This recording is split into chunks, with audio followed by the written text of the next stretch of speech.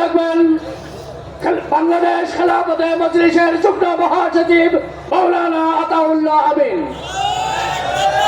আল্লাহু আকবার, আল্লাহু আকবার। আসসালামু আলাইকুম ওয়া রাহমাতুল্লাহি ওয়া বারাকাতুহু। ওয়া আলাইকুম আসসালাম। ইন্নাল হামদালিল্লাহ ওয়াস সালাতু ওয়াস সালামু আলা রাসূলিল্লাহ। বিসমিল্লাহির রহমানির রহিম। وجعل كلمة الذين كفروا السفلى وكلمة الله هي العليا।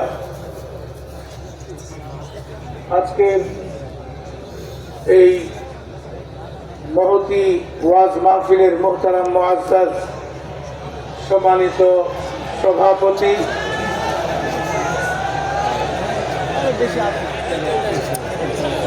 আজকে আমাদের মাঝে উপস্থিত আছেন দেশের শীর্ষ উলামায়ে কেরাম।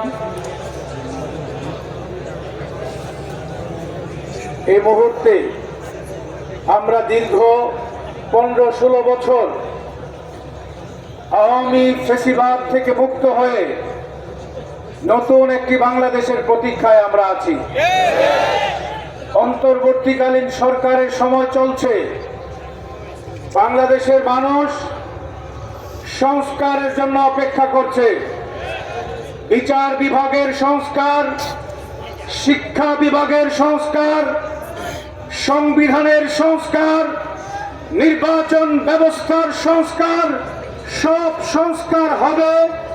তারপরে বাংলাদেশের মানুষ একটি সুষ্ঠু নির্বাচন করে আগামী দিনে নতুন একটি সরকার গঠন করার জন্য প্রতীক্ষায়। আমরা বলতে চাই,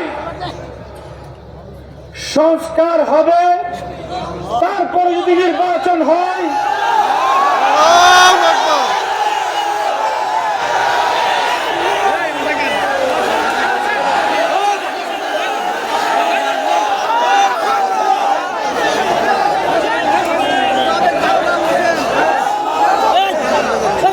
আমরা বলতে চাই,